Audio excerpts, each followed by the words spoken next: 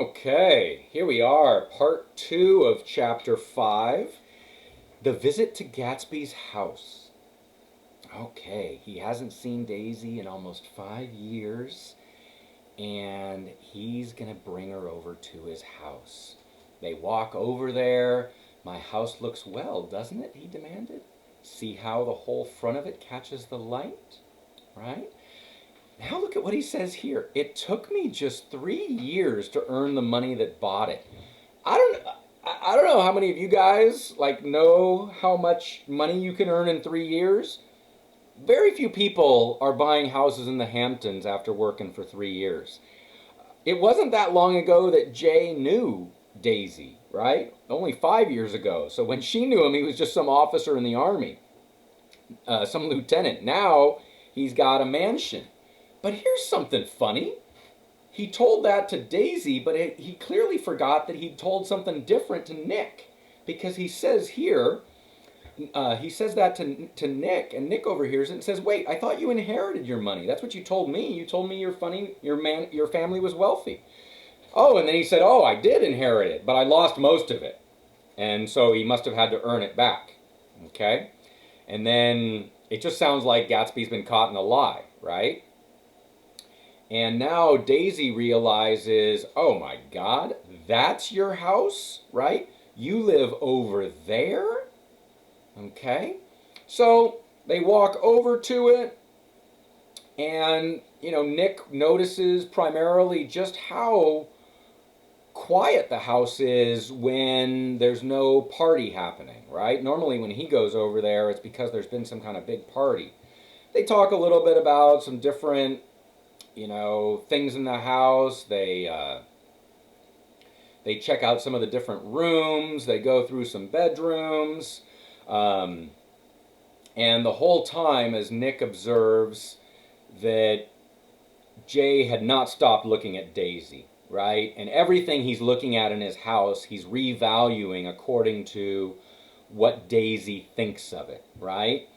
And so it's almost all entirely just, my things are valuable only if they impress her. Okay? All right. Now they go up to his bedroom.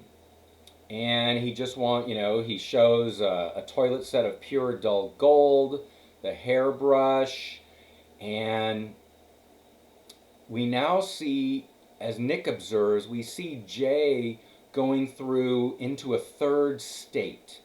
Okay? Remember, the first state in this chapter was his embarrassment and nervousness at seeing Daisy. Then there was the second state, was when he was glowing with joy, and now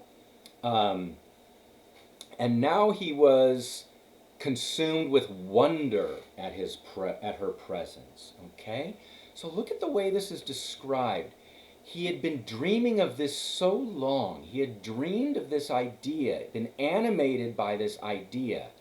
And now it's here, right? It's almost like he can't quite process that, this is really happening right now. Daisy, the woman I tried to earn everything for, is in my house, okay? Now there's a really weird scene here where Jay talks about how he gets his clothes.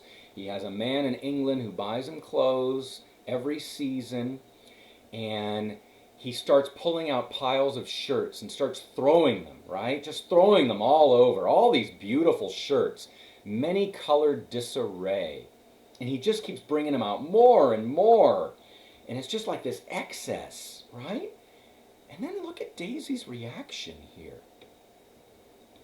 Suddenly, with a strange sound, Daisy bent her head into the shirts and began to cry stormily. "They're such beautiful shirts," she sobbed, her voice muffled in the thick folds. "It makes me sad because I've never seen such beautiful shirts before." This is a really peculiar reaction, right? This is a moment where we've got to be feeling like there's subtext here. This isn't just about the shirts. There's something else under here that the shirts are representing for Daisy, that they're evoking emotionally. I guarantee you she has seen shirts this beautiful before. Her husband Tom brought pony horses from Illinois to New York. She has seen shirts this nice. So it's not about the shirts. It's about them being J's. It's about the emotions it's evoking for her. All right, remember that scene. Okay. And then finally, as we get to the close of this chapter, Jay points out that, hey, Daisy, if it wasn't for the mist right now, if it wasn't for the fog, we could see the green light that you have on your dock. Okay? All right. And so Daisy is looking at is looking at where the green light would be. Okay?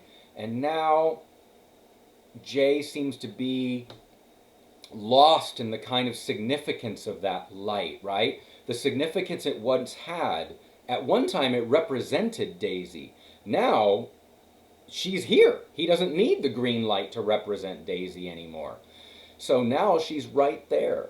And now the light is just another light on a dock. At least this is the way Nick reads it. Okay? All right. So, anyway, we're now getting towards the end of this chapter. Nick sees a photograph on the mantle, or sorry, it's hung on the wall. It's a photograph of Dan Cody. Okay, used to be my best friend years ago. And then Daisy notices that and says, "Oh, I adore it." Right? The pompadour, the yacht. So he had a certain kind of hairstyle. And he was on this yacht. And then Gatsby says, "Look at this," said Gatsby, "a lot of clippings about you." He's been collecting newspaper clippings about Daisy. This was what you had to do back in the days before you could stalk people on the internet, right? You had to do it in newspapers. Okay? A phone call comes, and Jay has to take the call. Okay? Then the scene evolves into, Jay kind of wants to start a sort of party, or at least make it seem like they're doing something or having fun. So he gets his tenant, Clip Springer, to come and play some music for them. There's a little bit more of that kind of song and dance, and just kind of relaxing. They're just trying to somewhat, be entertained, I guess we could say. All right. But now take a look at this. Nick leaves, and so he leaves the two of them there. All right, and look at what he says about this. He says, "I saw that the expression of bewilderment had come back into Gatsby's face, as though a faint doubt had occurred to him as to the quality of his present happiness. Almost 5 years. There must have been moments even that afternoon when Daisy tumbled short of his dreams. Not through her own fault, but because of the colossal vitality of his illusion. It had gone beyond her, beyond everything. He had thrown himself into it with a creative passion, adding to it all the time, decking it out with every bright feather that drifted his way. No amount of fire or freshness can challenge what a man will store up in his ghostly heart." Wow, so look at, Nick is starting to see the way in which Jay has built up this romance, this idea about Daisy, that it's this dream, this vitality of his illusion, right? Remember the very first reflection Nick gave us in chapter 1, that second paragraph about Gatsby's dream, okay? We're coming back to it now with this dream, this illusion, this passion he throws himself into. Okay? So, now, as Nick is leaving, another couple cryptic things happen that he doesn't have an insight to, right? He says here that Gatsby took hold of Daisy's hand, and as she said something low in his ear, he turned toward her with a rush of emotion. We don't know what she said. We'll never know what she said, right?